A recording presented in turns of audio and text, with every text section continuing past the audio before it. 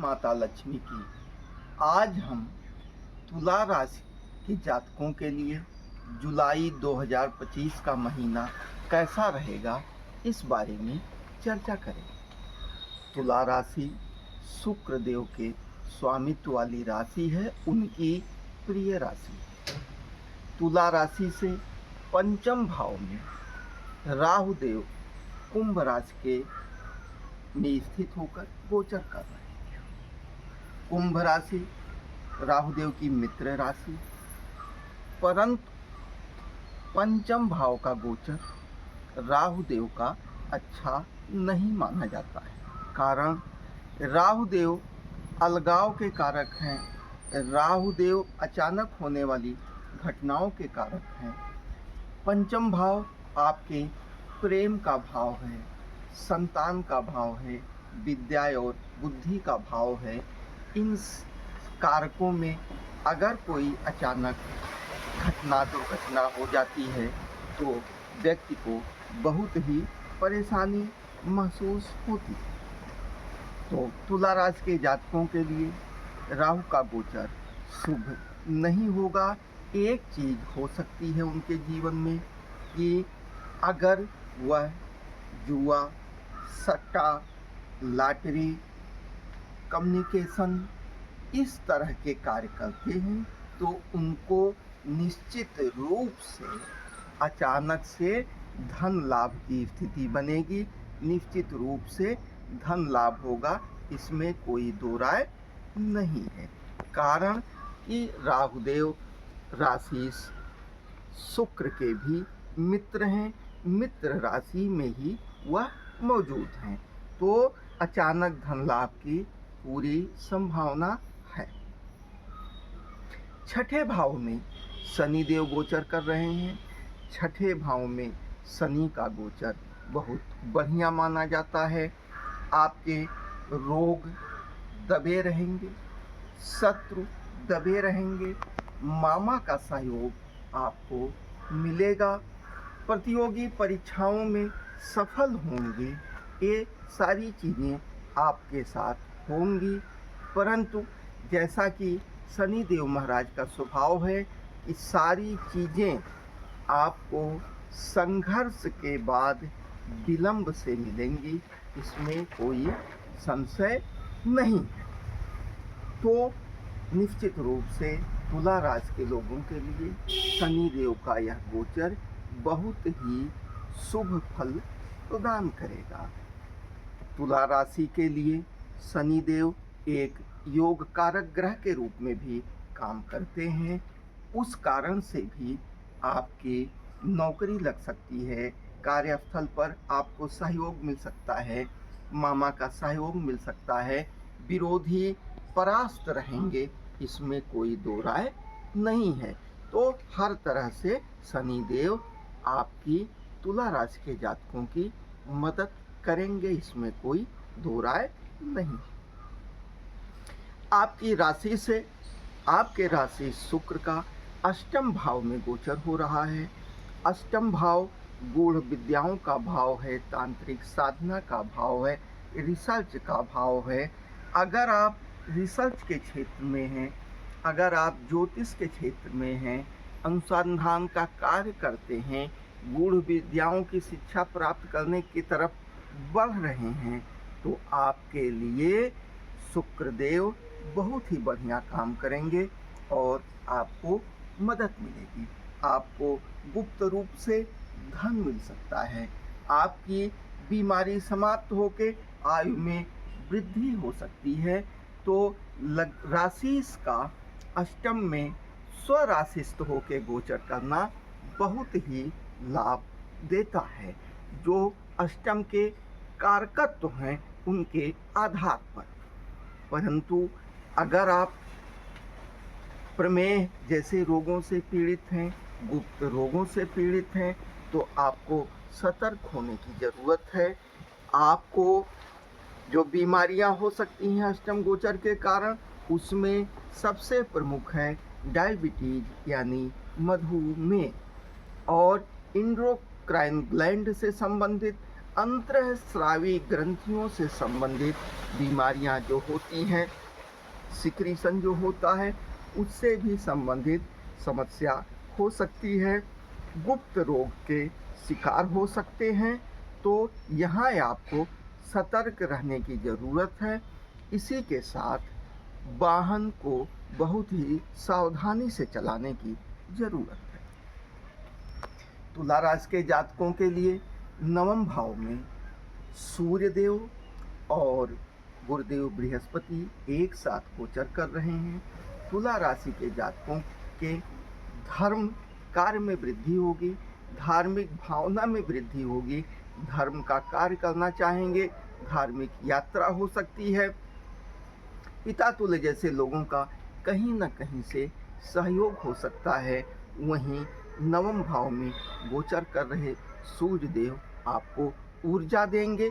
सूर्यदेव का नवम भाव का गोचर वैसे तो बढ़िया नहीं माना जाता, परंतु गुरुदेव बृहस्पति के साथ रहने के कारण जो संतुलन उत्पन्न होता है, सूर्य और गुरु यानी राजा और गुरु एक साथ जिस भी भाव में रहेंगे उस भाव की शुभता को बढ़ाने का कार्य करेंगे। कहने का आशय ये है कि निश्चित रूप से यह भाग्य का भाव है। तुला राशि के जातकों को भाग्य का सहयोग मिलेगा, धार्मिक प्रवृत्ति में वृद्धि। इसी के साथ तुला राशि के जातकों के दसम भाव में बुध देव कर्क राशि में गोचर कर रहे हैं। बुध देव का दसम भाव में होना आपकी बुद्धि से होने वाली आय को, बुद्धि से यश प्रतिष्ठा को बढ़ाने वाले कार्य, इस तरह की चीज़ों में सफलता मिलेगी। अगर आपका कार्य बैंकिंग है, संचार है, कम्युनिकेशन है, एज ए फिजिशियन, चर्म रोग विशेषज्ञ, चिकित्सा क्षेत्र में हैं, गणितज्ञ हैं, गणित के प्रोफेसर हैं, तो इन सब कार्यों में आपके द्वारा किए गए कार्य से आपके यश और प्रतिष्ठा में वृद्धि होगी। इसमें कोई दो राय नहीं है। तुला राशि के लिए नवमेश होते हैं बुधदेव। नवमेश का दसम भाव में होने का आशय ये है, भाग्य का भी सहयोग मिलेगा। आपके कार्य के द्वारा आपको यश प्रतिष्ठा मिलेगी, इसमें कोई दो राय नहीं। तुला राशि के जातकों के लिए मंगल और केतु इस समय एकादश भाव में गोचर कर रहे हैं। एकादश का गोचर हमेशा अच्छा माना जाता है। आपके नियमित आय में वृद्धि होगी, आय के स्रोतों में वृद्धि होगी, बड़े भाई जैसे लोगों का सहयोग मिलेगा।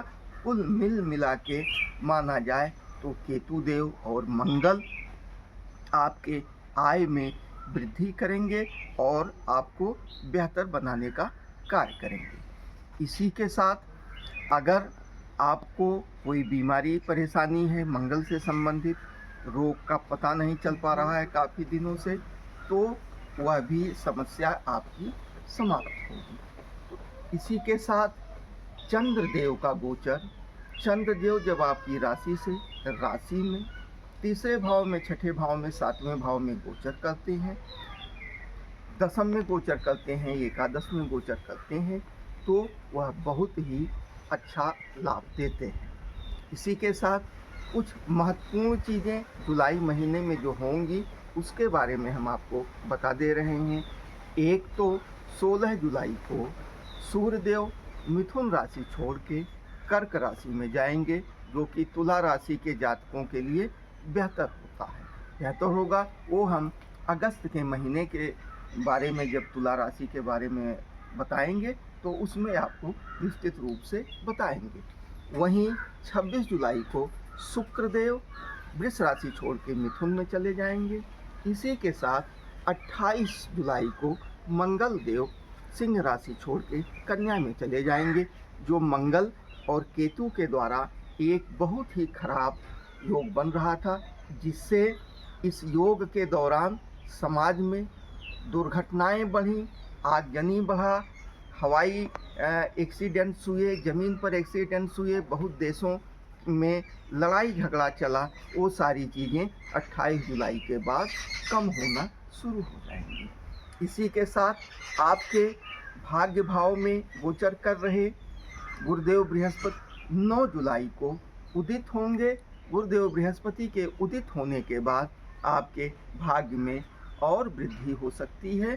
धर्मार्थ कार्यों में आपकी आदत बन सकती है, आपका मन लग सकता है, तो निश्चित रूप से धर्म संबंधित कार्यों में वृद्धि होगी, इसमें कोई दो राय नहीं।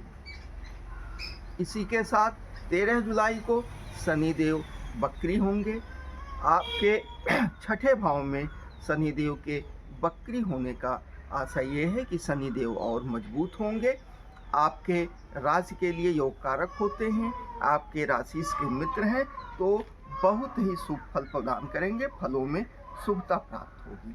कुछ तारीखें ऐसी हैं तुला राशि के जातकों के लिए जो उस दिन उनको विशेष लाभ मिलने की, मानसिक रूप से बहुत ही बेहतर होने की संभावना है। उन तारीखों के बारे में हम आपको बता दे रहे हैं। जुलाई महीने की 10 और 11 तारीख को आपको विशेष लाभ और मानसिक संतुष्टि मिलने की संभावना है।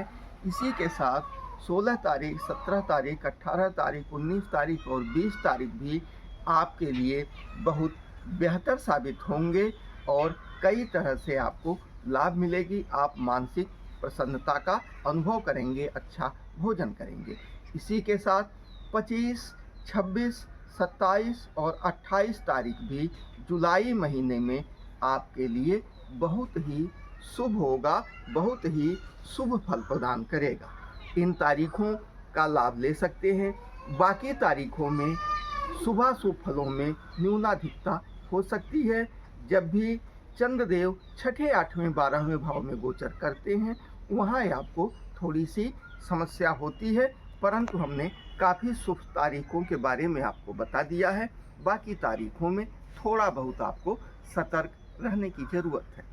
तुला राशि के जातकों को भविष्य में बेहतर फल प्राप्त करने के लिए माता लक्ष्मी की आराधना करनी चाहिए।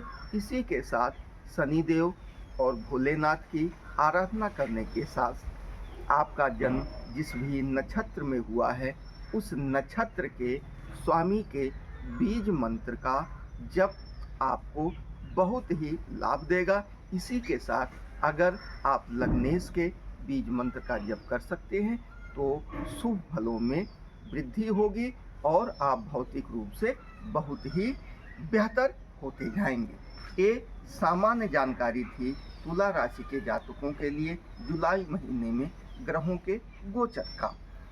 किसी भी व्यक्ति की व्यक्तिगत जीवन के बारे में सटीक आकलन करने के लिए जन्म चक्र, महादशा, नवमांश, इसके साथ अष्टक वर्ग, दशाओं का महादशा, अंतर्दशा जैसी तमाम चीज़ों को एक साथ करने के बाद तब व्यक्तिगत रूप से किसी के भविष्य के बारे में आकलन किया जा सकता है। यह एक सामान्य जानकारी थी, इसे आप अपने ऊपर लागू करके और संभव हो तो अगर कोई परेशानी की बात हो तो आप नज़दीकी किसी अच्छे ज्योतिषी से संपर्क करके भी इसमें निर्णय ले सकते हैं। अगर आपको हमसे सलाह लेने की ज़रूरत है तो आप सब्सक्राइब करके हमारे YouTube चैनल राष्ट्रीय जीवन पर अपनी समस्या को लिख सकते हैं। हमारी पूरी कोशिश रहेगी कि हम आपकी समस्याओं के निराकरण में मदद करें, इससे हमको खुशी ही प्राप्त होगी। आप सभी लोगों का बहुत बहुत धन्यवाद, सादर अभिवादन। जय माता लक्ष्मी की।